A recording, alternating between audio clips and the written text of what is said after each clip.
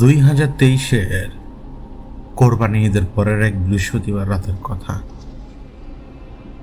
ওই সময়টা আমাদের জন্য ছিল একদম কঠিন এবং সংঘাতময়।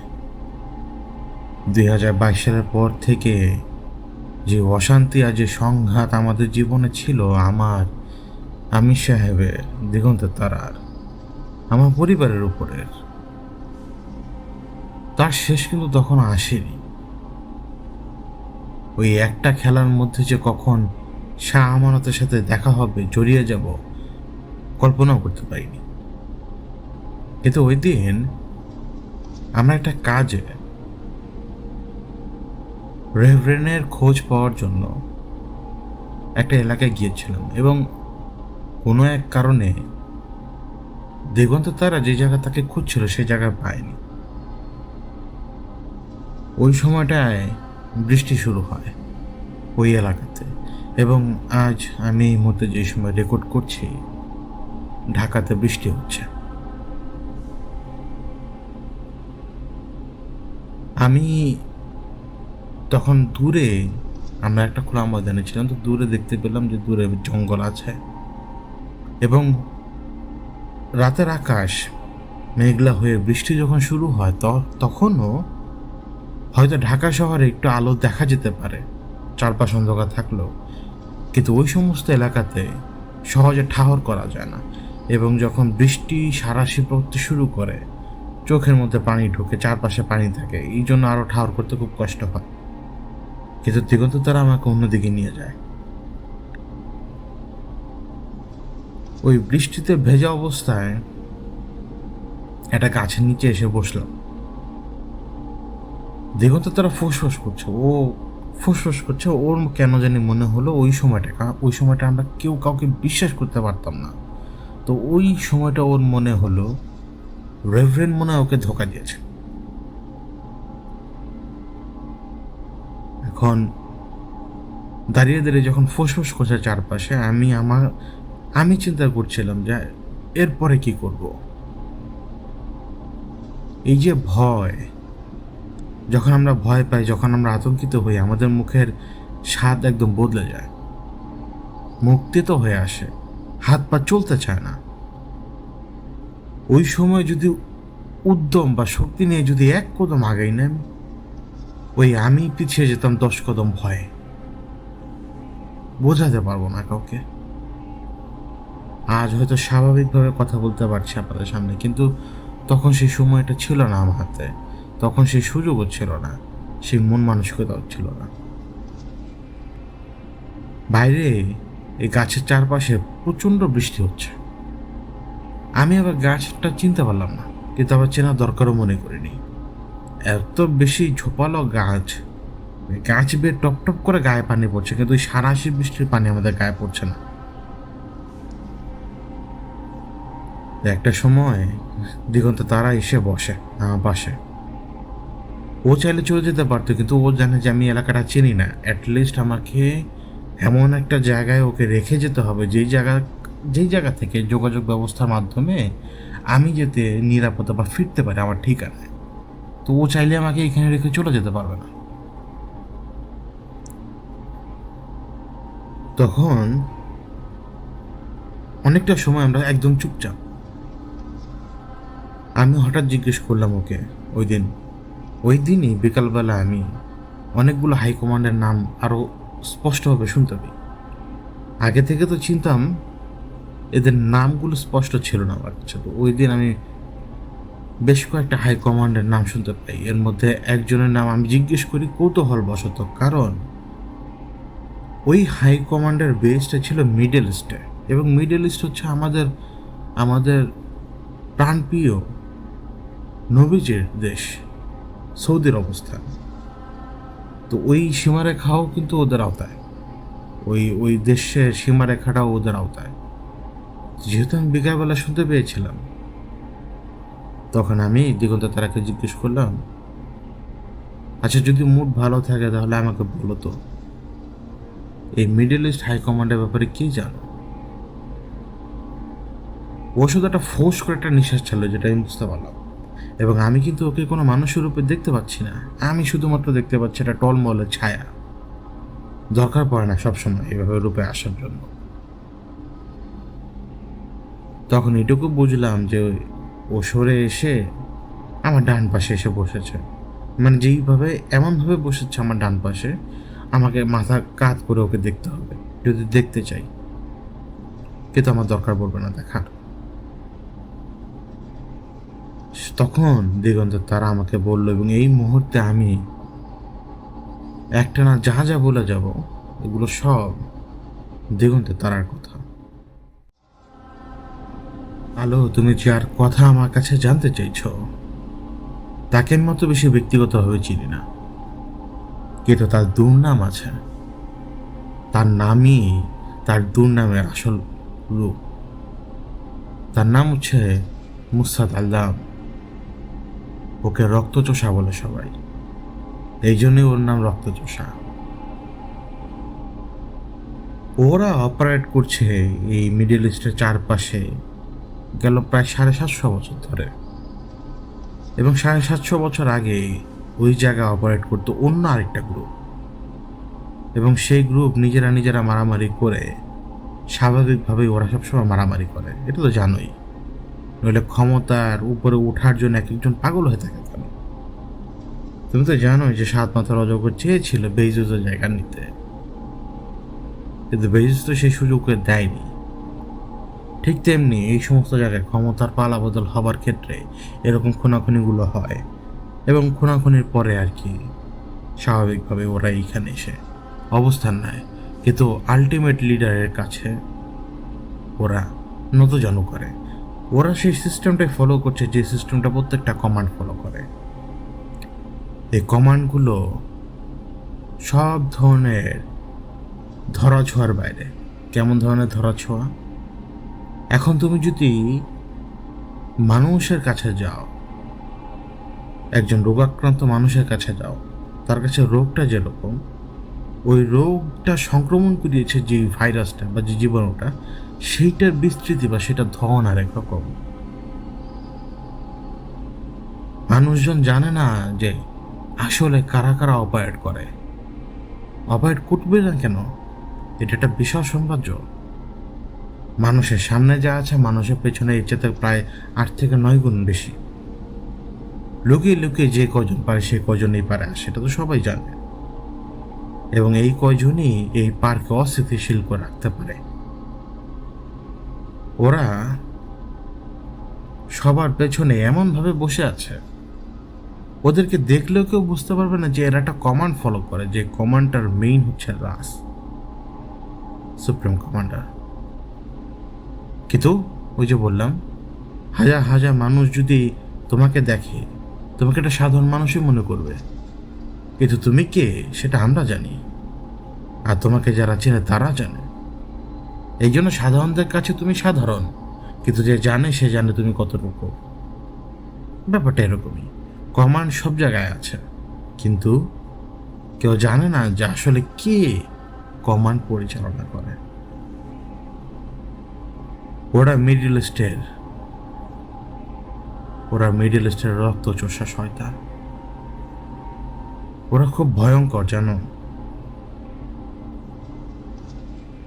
ওরা পারে না এমন কোন বিভৎসতা নেই।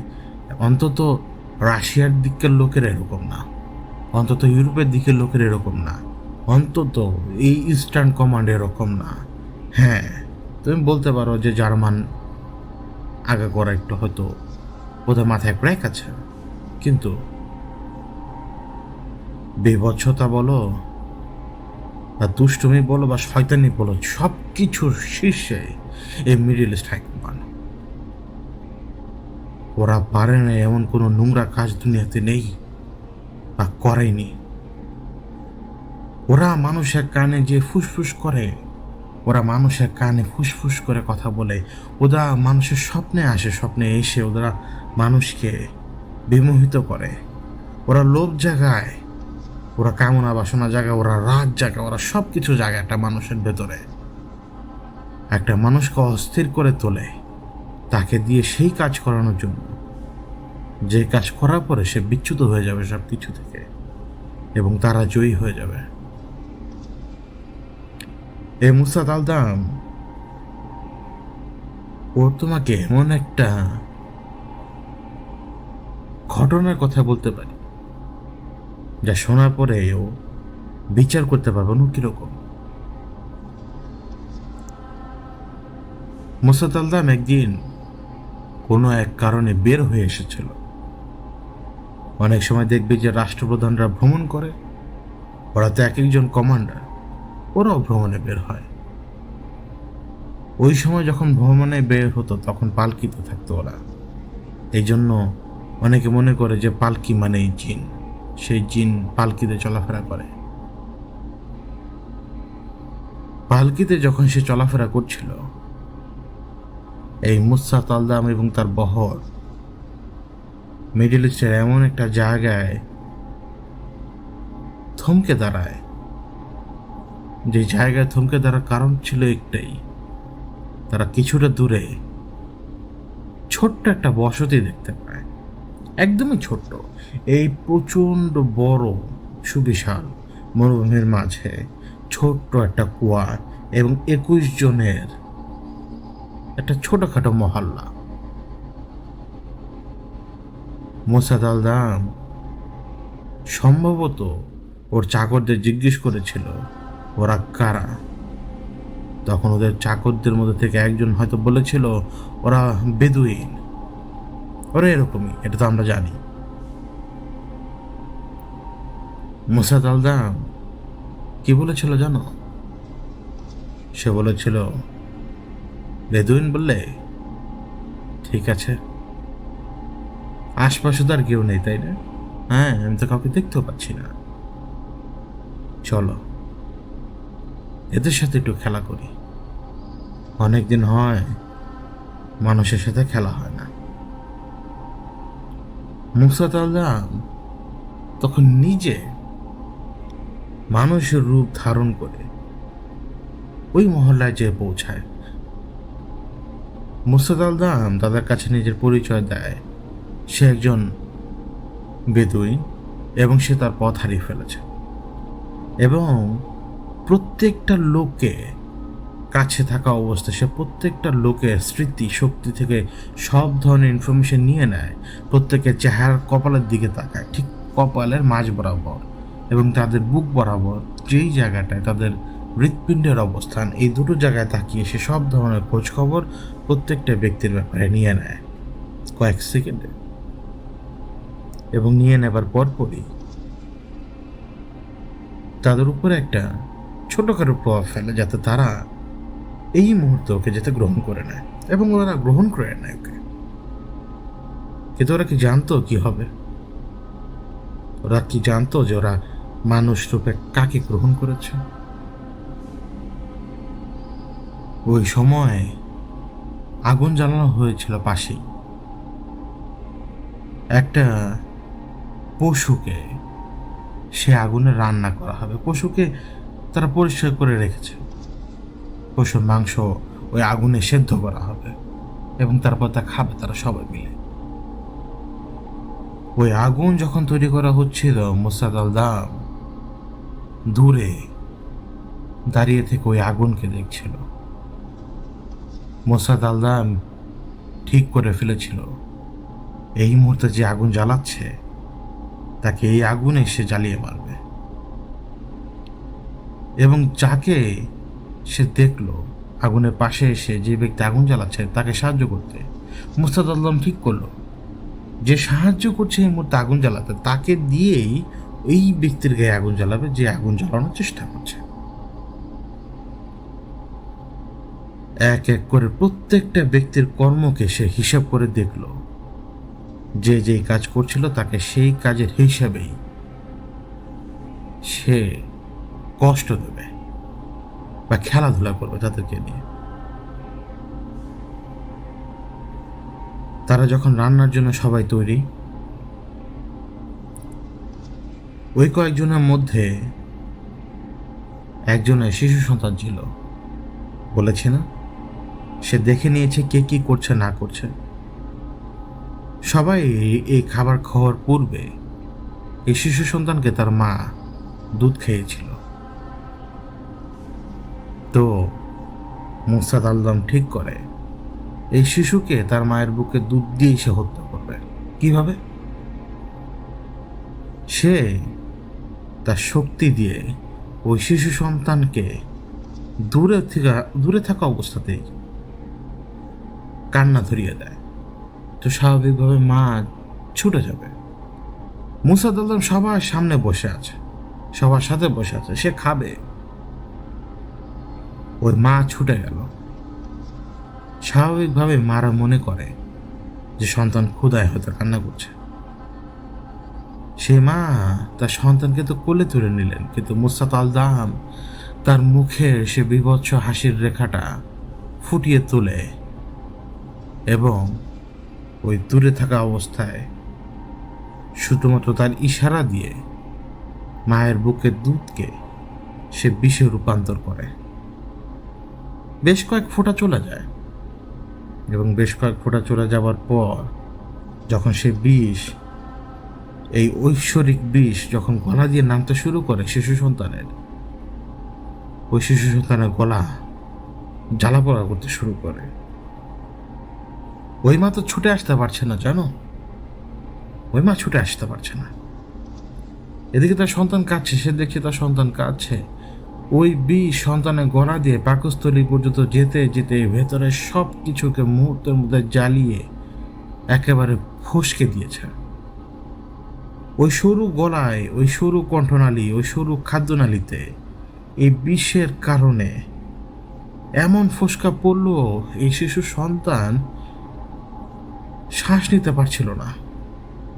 মা তো আর বুঝতে পারছে না। মা তো একবার দুধ দেওয়ার চেষ্টা করে, একবার পিঠে আঁচড় দিয়ে চেষ্টা করে ঠিক করার, মানে তিনি তো বুঝতে পারছেন না কি করবেন এখন। মুসা দালদাম দূরে সবার মাঝে বসে থেকে ওই মাকে দেখছে, তার সন্তানকে বাঁচানোর সে আপ্রাণ চেষ্টা করছে, কিন্তু ওই সন্তান ওই মার হাতেই ধাপড়ে ধাপড়ে মরে যায়। নিঃশ্বাস নিতে পারেনি সে। সন্তানের দেহটা যখন নিস্তেজ হয়ে আসছে, ওই স্ত্রী সাথে সাথে বাইরে বেরিয়ে সাহায্য চাইল সবার কাছে। লোকজন কিছু দৌড়ে গেল, বাকি সবাই দৌড়ে গেল না, কারণ ওই যে 21 জনের যে কাফেলা বেদুইনদের, তারা তাদের নেতার হুকুমের বাইরে কেউই কিছু পায় না। ওই নেতা কয়েকজনকে নিয়ে উঠে যাওয়ার সময় বাকিদের বলেছিল বসে থাকতে এবং বলেছিল এই মুসা দালদাম যেহেতু তাদের মেহমানের খেয়াল রাখতে। কিন্তু ওই লোকগুলো যখন যায়, এই কয়েক কদমের মধ্যেই ওই লোকগুলোর অন্তরের মধ্যে এমন বিষ সে গেঁথে দেয়, সন্দেহের বিষ। ওই লোকগুলো এক কদম এগুতে এগুতেই আচমকাই তারা কেন যেন নিজেদের মন থেকেই এমন এক ভাবনার উদয় করালো, যে ভাবনায় তাদের নিজেদেরই মনে হচ্ছিল যে এখন তারা যে হয়তো শুনতে পাবে এই স্ত্রীলোক তার সন্তানকে মেরে ফেলেছে।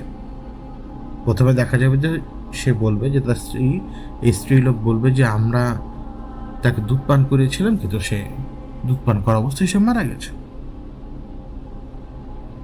মুসা দালদাম এই লোকগুলোর অন্তরের মধ্যে একটা ছবি গেঁথে দিয়েছিল। ছবিটা ছিল এরকম যে ওই স্ত্রী লোক তার সন্তানকে বিষ দিচ্ছে জিহ্বায় লাগিয়ে। এই কয়েক কদম যেতে যেতে এই ভালো লোকগুলো যে অন্তর থেকে বদলে যে জানোয়ার হয়ে গেছে, এটা সেই স্ত্রী লোক জানতো না। সেই স্ত্রী লোক আহাজারি করে বেরিয়ে এলো, ওই লোকগুলো ঘরে ঢুকলো দেখার জন্য, এবং তারা দেখতে পায় যে বাচ্চাটা আসলে নিথর।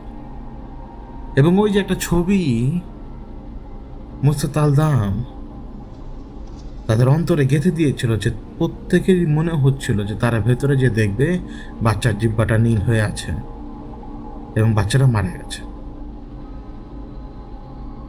এবং এটাই দেখলো তারা যে বাচ্চার জিহ্বাটা নীল হয়ে গেছে, ঠোঁট সহ। তাদের অন্তরে যে ছবিটা ভেসে উঠেছিল কিছুক্ষণ আগে, এটা তো সত্যি হলো। তার মানে স্ত্রীলোক কিছু করেছে। তারা জিজ্ঞেস করলো, তুমি কি করেছো? স্ত্রীলোক বললেন যে আমি তো দুধ খেয়েছি আমার সন্তানকে। কিন্তু ওই নেতাদের মধ্যে থেকে একজন বলে উঠল, মিথ্যা কথা, তুমি আগে কি করেছো বলো। তখন ওই মহিলা ভয়ে কথা বলতে পারছিল না এবং সে সাথে লজ্জাও ছিল, কারণ তিনি তার নিজের শরীরকে পরিষ্কার করেছিলেন কাপড় দিয়ে। তবুও এই লোকদের চাপে সেই মহিলা যখন বলল যে আমি আমার শরীরটা একটু পরিষ্কার করে দিয়েছিলাম কাপড় দিয়ে, তো সেই কাপড় কোথায় সেই লোকেরা দেখতে চাইল। ওই মহিলা যখন সেই কাপড়টা ফিরিয়ে দিল, তারা সেই কাপড়টা হাতে নিয়েই গন্ধ শুকেই বুঝতে পারল এই কাপড়ে একটা বিষ মেশানো, এবং এই বিষটা তারা ব্যবহার করেন বড় ধরনের প্রাণী শিকার করার জন্য। এই লোকগুলো তখনই তাদের কাছে থাকা ধারালো অস্ত্র দিয়ে মহিলাকে কুপিয়ে কেটে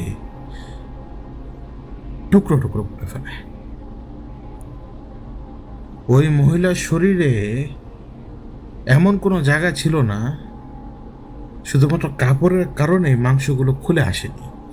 এইখানে যে 6-7জন লোক ছিল, তারা প্রত্যেকে ছিল সবল। তারা কেন তাকে আঘাত করতে থাকে? কারণ তাদের কাছে মনে হচ্ছিল এই মহিলা রাক্ষসী, সে এই সন্তানকে যখন মেরে ফেলেছে বিষ খাইয়ে, বাকিদেরও মেরে ফেলতে পারে সে বিষ খাইয়ে, তো এই রাক্ষসীকে তো মেরে ফেলতে হবে। মেরে ফেলো, আগে মেরে ফেলো, পরে কথা। মৃত্যু নিশ্চিত করার জন্য প্রত্যেকেই বারবার আঘাত করেছে, বারবার। তুমি বিশ্বাস করো, তার চেহারাটা বাদে তার শরীরের বাকি অংশগুলো কাপড়ের সাথে লেগে থাকার কারণে সে যে প্রায় কুচি কুচি হয়ে গেছে, এটা কেউ আর দেখতে পাবে না। অবশ্য তাদের ভাগ্যে মাটি জোটেনি। ওই লোকগুলো যখন ঘর থেকে বেরিয়ে আসে, তাদের শরীরে রক্ত দেখতে পেয়ে বাকি লোকেরা সবাই ভরকে যায়। তারা জিজ্ঞেস করে যে ওই স্ত্রী লোক কোথায়? তো তারা উত্তর দেয় যে মেরে ফেলেছি। মুসা তালদাম তখন দূরে বসে দেখছে এবং হাসছে, কারণ মুসা তালদামের পরে প্ল্যান হচ্ছে এই লোকগুলোর শরীরে যেহেতু রক্ত আছে, এখন যারা এইখানে খাবারের আয়োজনের পাশে বসেছিল, তারা এই রক্ত দেখে জিজ্ঞেস করার পরে সদুত্তর যখন মিলবে না বা উত্তর যখন মিলে যাবে, দুটো যেটাই হোক, এখানে যারা খাবারের পাশে বসে আছে তখন তাদের সাথেও তাদের লড়াই বেঁধে যাবে। তো সেই খুনি লোকগুলো বলল যে এই স্ত্রী লোক তার সন্তানকে বিষ খাইয়ে মেরে ফেলেছে, তো আমরা তাকে হত্যার বদলে হত্যা করে ন্যায় বিচার করেছি। সাথে সাথে এইখানে যারা উপস্থিত ছিল তারা প্রতিবাদ করে উঠল এবং এই লোকগুলোই এই খুনির লোকদেরকে মানে ব্লেম দিল যে তোমরা সবাইকে হত্যা করে মিথ্যা কথা বলছো, কেন হত্যা করেছো? মুসা তালদাম এই খাবারের পাশে যারা বসেছিল তাদেরকে উস্কাচ্ছিল প্রশ্ন করিয়ে, এবং ওই খুনিদেরকে উস্কাচ্ছিল তাদের অন্তরের ভিতরে রাগ বাড়িয়ে। এক কথায় দুই কথায় এদের মধ্যে সংঘর্ষ শুরু হয় এবং এরা একজন আরেকজনকে নিজেরাই ধারালো অস্ত্র দিয়ে আঘাত করতে শুরু করে এবং এক একটা কোপে এত বেশি পরিমাণ রক্ত মরুভূমির বালির উপরে পড়ছিল, সে বালি চারপাশে লাল হয়ে যাচ্ছিল। মুসা তালদাম কিন্তু চেয়েছিল যে ব্যক্তি আগুন জ্বালিয়েছে তাকে আগুনে পোড়াতে, এবং সে ব্যক্তিকে সাহায্য করেছিল আগুন জ্বালাতে, তার মাধ্যমেই তাকে পোড়াতে চেয়েছিল। এবং এই সংঘর্ষের মধ্যেই সেই সাহায্যকারী ব্যক্তিকে দিয়ে এমন এক ধাক্কা সে মারল, যে ব্যক্তি আগুন জ্বালিয়েছিল তাকে, সেই ধাক্কায় সেই ব্যক্তি সে আগুনের মধ্যে যে পড়ে এবং তার শরীরের কাপড়ে আগুন লেগে যায় এবং সে কাপড় এত বেশি দাহ্য ছিল সে উঠেও সামলাতে পারেনি, তার সারা শরীরে আগুন লেগে যায়। এদিকে সেই আগুন জ্বালাতে সাহায্য করি যে ব্যক্তিটা ছিল, এই সংঘর্ষের মধ্যে পড়ে যে তার মাথা দুভাগ হয়ে যায়। এমন এক কোপ লাগে তার মাথায় যে কোপে তার মাথা দুভাগ হয়ে যায়। এই সংঘর্ষ শেষে যে ব্যক্তি জীবিত অবস্থায় দাঁড়িয়েছিল সে তখনও বুঝতে পারেনি যে তার মৃত্যু আসন্ন, কারণ সে দাঁড়িয়ে আছে অ্যাড্রিনালিনের উপরে। তার চোখ ধোঁয়াশা হয়ে আছে, যেন কুয়াশা চারপাশে। তখনও সে টের পায়নি তার শরীরে কি পরিমাণ যন্ত্রণা হচ্ছে জানো, সে তখনও টের পায়নি। এবং এই ব্যক্তি, সর্বশেষ ব্যক্তি, জীবিত ব্যক্তি, যখন সে ঘুরে তাকালো চারপাশে, সবার মাঝখানে সে শুধুমাত্র একজনকে জীবিত দেখতে পেল, সে হলো মুসাত আল-দাম। মুসাত আল-দাম তখন মরুভূমি থেকে রক্তে ভেজা বালি তার দুই হাতে তুলে নিয়েছে, এবং তুলে নিয়ে সেই রক্ত সে তার চেহারায় মাখালো বালু সহ। ওই ব্যক্তি ঠায় দাঁড়িয়ে দেখছে, জানো, ওই ব্যক্তি ঠায় দাঁড়িয়ে দেখছে ঘটনা কি। এবং ওই ব্যক্তি যখন পড়ে গেল তখনও সে দেখতে পাচ্ছিল মুসাত আল-দাম দাঁড়িয়ে আছে, খাবার পরিবেশন যে জায়গায় করার কথা সেই জায়গাতে, এবং তার মুখে রক্ত মাখানো। জানো, ওই লোকটাও মরে যায়। মুসাত আল-দাম একটু খেলতে চেয়েছিল, জানো, একটু মনোরঞ্জন চেয়েছিল। তার মনোরঞ্জনের বলি দিল 21 জন মানুষ, যারা নিজেরাই নিজেদেরকে কেটে ছিঁড়ে জ্বালিয়ে পুড়িয়ে মেরেছে। কেউ জানতো না যে এই বেদুইন কে। এই বেদুইন যে প্রত্যেকের অন্তরে বিষ দিচ্ছে, এই বেদুইন যে প্রত্যেককে চালাচ্ছে, একজন আরেকজনের কে বিরুদ্ধে দাঁড় করিয়ে দিচ্ছে, কেউ এটা জানতো না। সে যে জায়গায় খাবার পরিবেশন হবে, যে খাবার সবার খাওয়ার কথা, সেই খাবারের সামনে বসে থেকে সেই খাবারের দিকে তাকিয়ে বলছিল, আজকে তোদের রিজিক এখানেই কেড়ে নিলাম,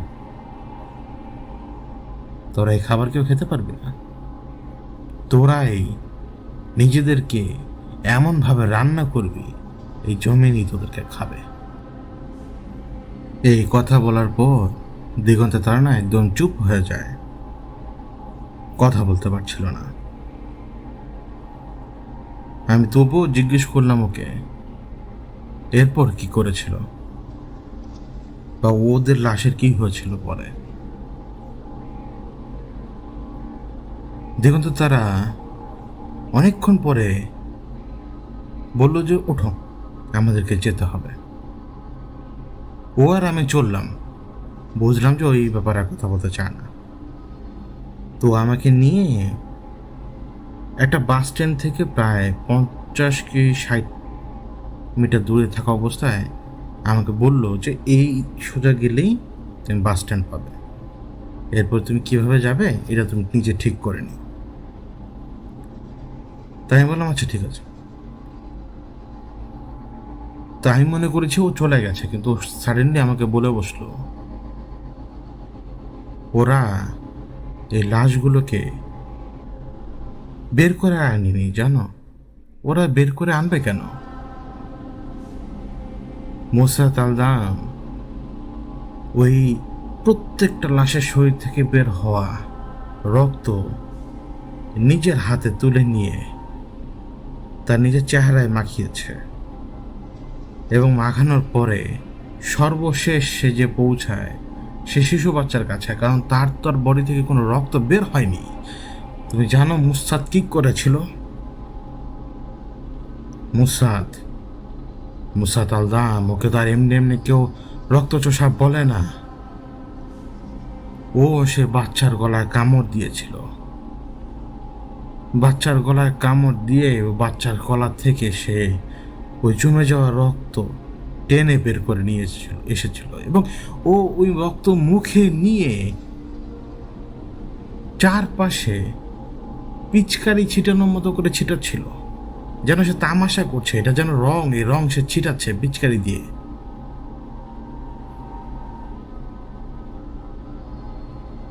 ওর খেলা, ওই খেলায় কি মজা পেয়েছে কেবল ওদের মতো শয়তানরাই জানে, জানো। ওদের লাশগুলো মরুভূমিতে প্রথম 2 দিন শুধু পোকামাকড়ে খেয়েছে। এরপর ধীরে ধীরে ওদের লাশগুলো শুকিয়ে গেছে।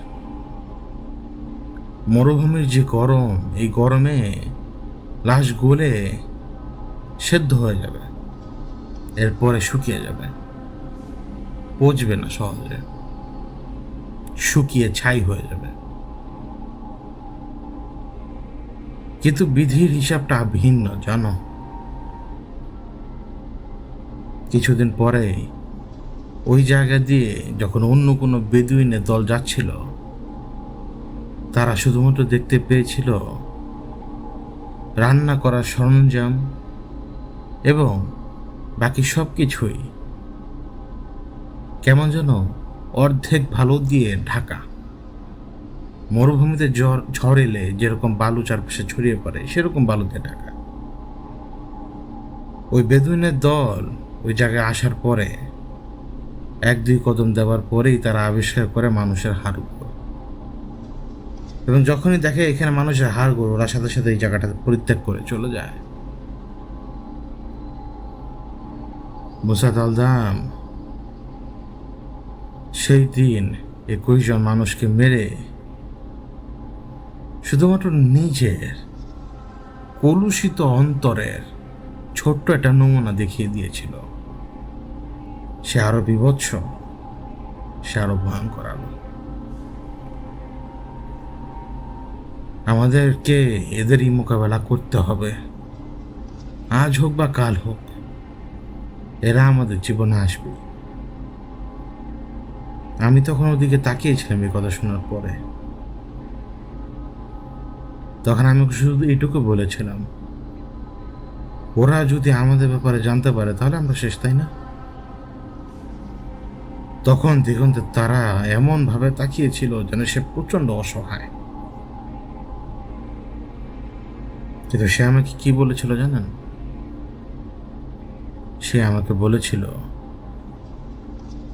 আমি তোমাকে ছেড়ে কখনো যাব না, আর আমি তোমাকে এবং তোমার পরিবারকে প্রত্যেককে আমি যেই কোনো মূল্যে বাঁচিয়ে রাখার চেষ্টা করব।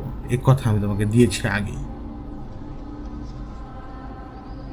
আমি বেঁচে থাকা অবস্থায় জানি না কি হবে, তবুও চেষ্টা করব যাতে তোমাকে না হারাতে হয়, কাউকে যাতে না হারাতে হয়। এই কথা বলে সে চলে যায় এবং আমি ঢাকায় ফিরি। আমি এক এক করে যতগুলো হাইকমান্ডের নাম আমি জানতে পেরেছিলাম, সবার ব্যাপারেই পুরো দুরস্ত সব ধরনের ইনফরমেশন এরপরে বের করে ফেলেছিলাম। প্রত্যেকের ব্যাপারে আমাদের জানার দরকার ছিল, কারণ আমরা একেবারে এমন এক পর্যায়ে যে দাঁড়িয়ে গিয়েছিলাম যে এখন মুখোমুখি হওয়া ছাড়া কোনো উপায় নেই। কিন্তু আমি যে বললাম, আমি অন্তরে সাহস পাচ্ছিলাম না। কিন্তু এরপরেই খবর পেলাম যে রাজ এই মুসা তালদাম সহ আরও 3টা হাইকমান্ডকে সম্পূর্ণভাবে গুড়িয়ে দিয়ে মিশিয়ে দিয়েছে মাটির সাথে।